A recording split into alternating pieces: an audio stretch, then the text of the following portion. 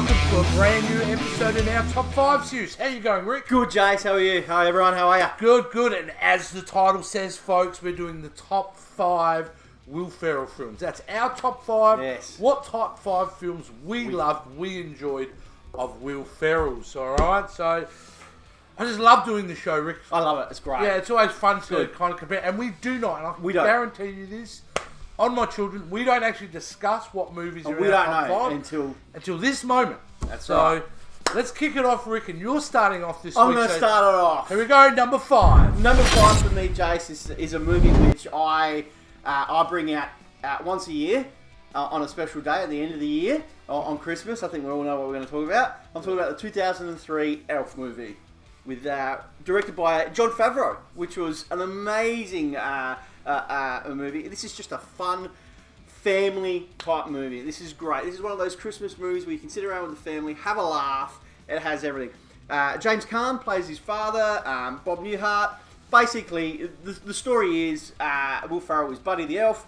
He is a human which is grown up in the North Pole, and then he wants to discover his real father in New York, which is James Caan. Goes out and tries it, and then he tries and lives his life and experiences things. It's such a fun movie. I really just enjoy this movie. It's something I watch, every year on Christmas Eve. Elf. So that's your number 5. My number 5, Jace. Well, I'm feeling the Christmas spirit because my number 5 is also Elf. Wow, there you go. There you go, Elf. Absolutely. What a surprise hit this film was. It was. Will Ferrell at that time in his career, it was he made a couple of films, but nothing really broke out for him. Yeah. And this is the same year as Old School. Old School, I would say, was one of his breakout films. But this film especially was just, the tone was wonderful. Yeah. It's such a joyous film to watch. It is one of those films that is genuinely a great Christmas movie. It is. This and Christmas Vacation I always play every year. Yeah. And it is wonderful. And you mentioned Bob Newhart, but there's also great other actors in there. Like Zooey Deschanel is probably one of her first kind of big breakout roles from The New Girl and such. Yep. You've also got classic old television actors like Ed Asner in there, playing Santa Claus and all that type of thing.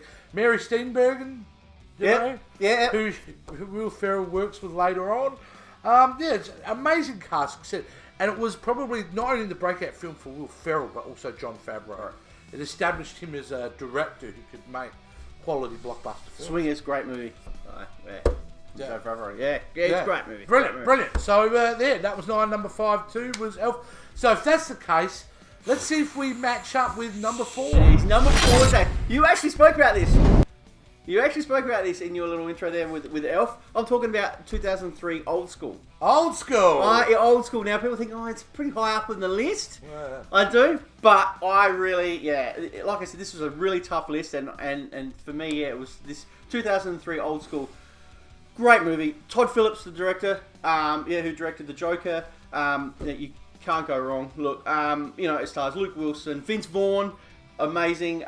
Jeremy Piven, Juliette Lewis, Leah Remini, Sean William Scott does a little cameo in the movie as well. Basically, it's just 3 dudes who set up a university. They're in a university and want to do a fraternity, and it's great. Will Ferrell plays Frank the Tank, who is this guy who's just was a party animal, and then he got married, and he just doesn't want to let that go. But and it all falls out. It is great. The chemistry between Vince Vaughn and Will Ferrell, and even Luke Wilson, all 3 of them, is fantastic.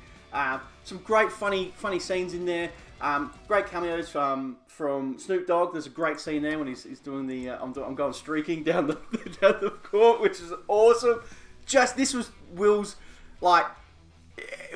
he just did everything in this movie. He just let it all out, and it was just great. And it was so fun to see. And it's a funny movie from start to the end. So, brilliant. That's mine. 2003 Old School, Jace. Well, mine move into something fairly recent, and a film that I discovered on Netflix recently. I would say over the last year a bit, but I got to admit, I love it. Yeah. And I've watched it about 6 times already. Oh. And it's a movie called The House. Oh, nice, yeah. With Amy Poehler and Will Ferrell. And I love the comedy. Jason Mantzoukas who's just so funny in that film. But I love the conceit, a couple of parents with their daughter going to college, and they don't have the money really, so they've got to raise money, don't they? The butcher. And that's it. They turn their house into a casino, and it is it's really out there. It's really kind of very slapsticky, out there Will Ferrell comedy.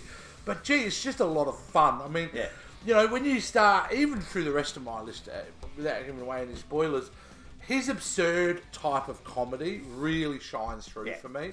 And this is where he had an opportunity to again go down that kind of pathway. And their chemistry between Amy Poehler and Will Ferrell was great, which obviously they were back in Saturday Night Live days together. So, a fun movie. I have a blast with that movie. Maybe because I'm an older parent now too. You know, I've got a couple of growing up kids. I related to it a little bit. So, fantastic movie.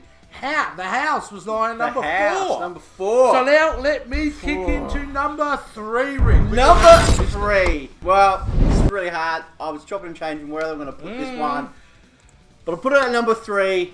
2004's The Legend of Ron Burgundy, Anchorman. Was number 3 for me. Now everyone's going, wow, you put it as 3, Rick. I know. Crazy, hey. But I'll explain why I picked my number 1, why I changed it, but, you know, this was set in 1970. This was about, you know, Will Ferrell plays Ron Burgundy, an anchorman who dominated the I guess, the news at that time. It was all a male-dominated area, and then, you know, a female comes in and then breaks it all up. Great casting. It has everything. This movie has everything from start to go. It is just an amazing movie. It's so funny. The cast is huge. Directed by Adam McKay. You know, you've got Christine Applegate, Steve Carell, which is I Love Lamp, which is just hilarious. Paul Rudd, which is, oh my god, amazing. The late great Fred Willard. Chris Pennell, which is in it, and Seth Rogen. Danny Trejo does his cameo. It's got everything. It has everyone in this movie. You can't, you know, it's just a balls out funny movie. And I just absolutely love it. But it's my number 3, guys. All right, let's kick into my number 3, and here we're going to go all the way back to 2006, because you know what? At number 3, I love the Ballad of Ricky Bobby, Talladega Nights. Yeah, unbelievable. Like, this film is one of the great Will Ferrell comedies for me because it's so rewatchable. Yeah. It is so. When I talk about his absurdist type of comedy style, this is just so shone through with it. And just like with Anchorman, directed by Adam McKay, it's the first time we have one of the great comedy pairings, I think. Except for maybe Sherlock Holmes, we won't talk about that. But yeah, absolute, what a classic film. Highly quotable. Incredible performances. Even Sacha Baron Cohen's in it as well, which is he's fantastic. I mean, you've got Gary Cole in there, of course, John C. Reilly, Amy Adams, Oscar-nominated winner Amy Adams, and just wonderful. Like this, I mean, like, what's this film? 14, 15 years old at this point, and it is still one of the most highly quotable movies. Oh yeah, I quote it around the house all the time. Yeah. It's just a wonderful, joyous film. And you know what? The great thing about the comedy too is they make fun of all the people around NASCAR, but they never ever make fun of NASCAR. They take that sport seriously, which I think is very respectful. And the comedy's around the characters, which is just. Well, I mean, I'm starting to think of some of the scenes now, you know? Shake and bake. Yeah, shake and bake. And if you ain't, you know, I mean, I'll go around and work sometimes and says something like, if you ain't first, you're last, you know? Yeah, and that's what makes these movies so good. How come you like a Spartan? But there's so many great lines. Yeah. It's just very pancake. Like, there's just so many lines, you know? No, wonderful. Talladega Nights. Damn, I love that movie. That's my number 3. Rick, it's time to kick into number 2. Number 2. Now, this is really hard between number 1 and number 2, which I wanted, but I'm going with 2008's Step Brother. Whoa! For number 2. Number 2. So everyone's running, what am I doing for number 1? But we'll get to that. Yeah, Step Brother. What can I say? This movie, when this came out, like again, another great performance. Will Ferrell and John C. Reilly. Directed again by Adam McKay. Just smashing it out. You know, two guys who are in their 40s live with their parents. They're jobless. And they have to go out and get a job, and it's just amazing. I love Adam Scott in this as the brother, the older brother, you know. Fantastic. It's just a funny movie and a quotable movie as well. I mean, there's so many memorable scenes in this movie that everyone knows about. And yeah, it is just funny. You can't. You know, what do you say about this movie? Everyone knows about Step Brothers. Look, we even got our own T-shirts about Step Brothers. So yeah, 2008 Step Brothers is me for number 2, Jace. So, yeah, well, my number 2 is one that you spoke about already, but I've got to bring it up. Anchorman. Anchorman is my number 2. Nice. And the legend of Ron Burgundy to me is probably Will Ferrell's most definitive character that he's ever put on film. Yeah. He's the most recognised, the most probably loved and adored, and certainly this film was just an alchemy of just wonderful characters, crazy ideas, just really funny line readings, and just, you talk about the strength of Anchorman is not just Ron Burgundy is funny, it's his cast around him, from you know, Brick Tamberlin to to all of them, mate, to all of them. So look, I don't know how much more I can add than Rick's already added, but this film is, I think, known as a comedy classic for a lot of people, and certainly is a comedy classic. I put it up there on the top tier of comedy films I've ever seen. And it's a film, like, talk about rewatchability. I mean, I don't think I know many people who haven't seen Anchorman at least 4 to 5 times. And I could times that by 10 easily. I've seen this film easily 50 times. It's a wonderful film. And you get, like I said, sprinkled with incredible cameos throughout. And a plot that kind of works, you know. A lot of comedy movies suffer with a very vanilla plot. And even though most of this film was done, you know, ad-lib as such, it's still an easy film to follow. Everything kind of makes sense. The characters' motivations are clear. This movie works. It's a great friggin' movie. It's a great movie. And my number 2 was Anchorman. Now, Rick. Wow. We're already at number 1. Let's go for your number 1. I'm going to take you back to where it all began, where I feel that it all began for Will Ferrell. Obviously, Will established his career in Saturday Night Live, so he did a lot of characters in Saturday Night Live. So one of the characters that he did was with Chris Kattan. So I'm talking about 2 brothers who had a dream to go and just get into a nightclub called the Roxbury. So I'm going back. My number 1 is 1998, The Night at the Roxbury. Is that 1998? 1998. I thought it was older than that. Wow. 1998, yeah, Night at the Roxbury. Wow. A very young Will Ferrell in this, with Chris Kattan. This, for me, this movie is what introduced me to Will Ferrell. And this comedy is just, I love it. I and this is not everyone's movie, but it is also like, and it's like, I have friends that I'll go out and I'll make a line, say a line, and everyone knows it's from Night at the Roxbury. You know, it is just a great movie, and I think it needs more elevation for this movie, because I just think it needs more recognition, because it is a funny movie. It really is. You know, the plot is basic. It's really a simple plot. I think you explained it. They try eventually trying a nightclub. But it's such a great movie, and the chemistry, I have to say, is good between Chris Kattan and Will Ferrell. Well, at that time, they were both in SNL. Yeah. And continued on SNL they for a while did. together afterwards. But this really, you know, you look at Will Ferrell's career, and then you go from Chris Kattan. Really, what has Chris Kattan done after he's done? Like, he did Corky Romano, which was woeful. He was in the middle TV show, but that's basically about it. Will Ferrell's just stormed out and done great in his career. So, but this movie, yeah, I mean, I've watched this numerous times. It's quotable for me. I absolutely love this movie. It is just means a lot to me, this movie, and it is. Night at the Roxbury is my number 1, Jace. Wow, that is a surprise. That is a surprise. Well, there it is, Jace. The laptop's down. Okay, all right. My number 1. My number 1. It was already on your list, Rick, but it's certainly my number 1. I'm just about to give you the reason why.